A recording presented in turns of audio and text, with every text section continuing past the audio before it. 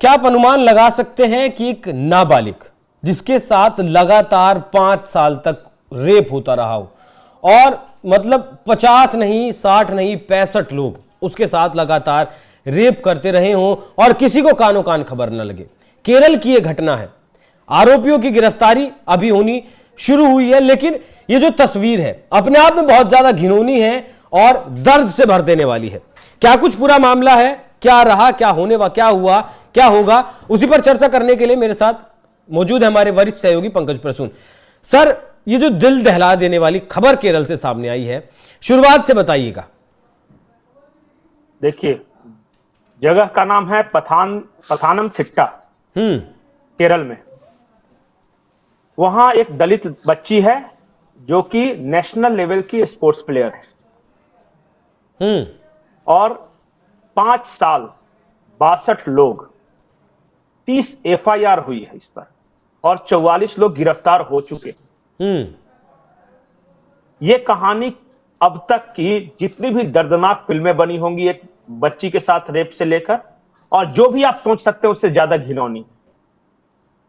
59 लोगों को आरोपी बनाया गया है उन 62 में से। केरल पुलिस का कहना है कि कुछ लोग विदेश में रहते हैं, अरब देशों में रहते हैं। हम इंटरपोल की मदद से उन्हें पकड़ने की कोशिश कर रहे हैं, लेकिन 59 आरोपियों में से 44 की गिरफ्तारी हो चुकी है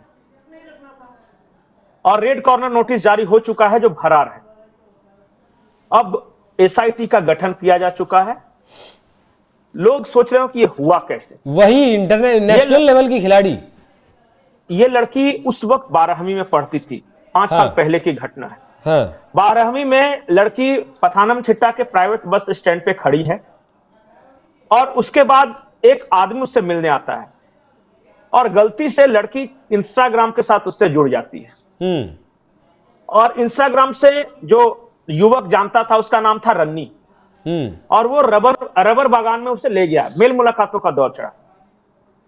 सबसे पहले रन्नी ने उसके साथ रेप किया, उसने 3 दोस्तों को बुलाया, फिर रेप किया, और फिर तो इस लड़की के साथ रेप का सिलसिला शुरू हो गया। जिन लड़कों ने रेप किया वो अपने जान पहचान वालों को बताते थे और वो आदमी आके फिर रेप करता था और वो अपने जान पहचान वालों को बताता था।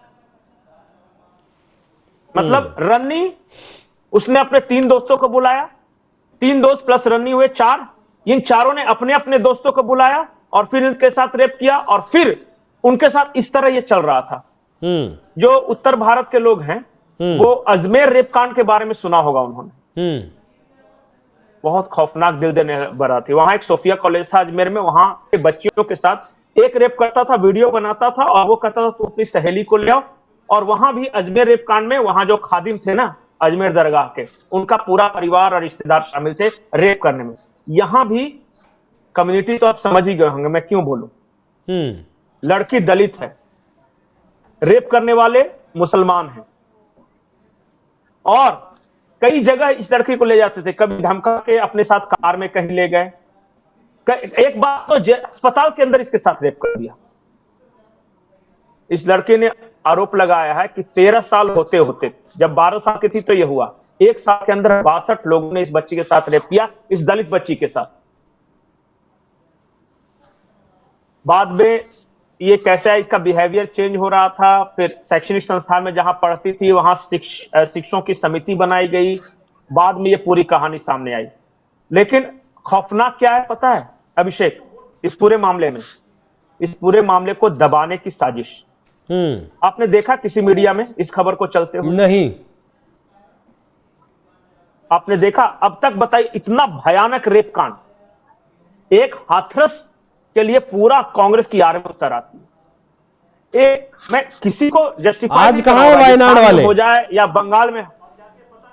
अब यही मैं बता रहा था कि वायनाड से सांसद प्रियंका गांधी भी, या इससे पहले राहुल गांधी भी थे। एक शब्द, एक लफ्ज इस्तेमाल किया है किसी ने प्रोटेस्ट किया है।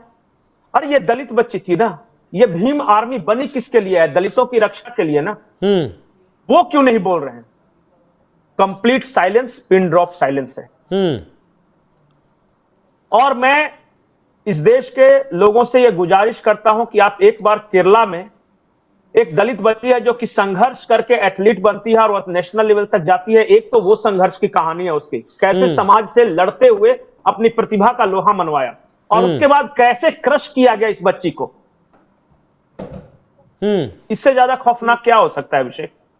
आपने अपनी जिंदगी में सुना है क्या? नहीं। एक बच्ची के साथ एक बार में 1 साल के अंदर 62 लोगों ने रेप किया है। केरला की कहानी इस देश की मीडिया की सुर्खियां होनी चाहिए थे, लेकिन नहीं चलेगी, क्योंकि वहां पे एक तरफ वामपंथी सरकार है, दूसरी तरफ उसके अपोजिशन में कांग्रेस है, और कोई नहीं सवाल उठा रहा है इस पे।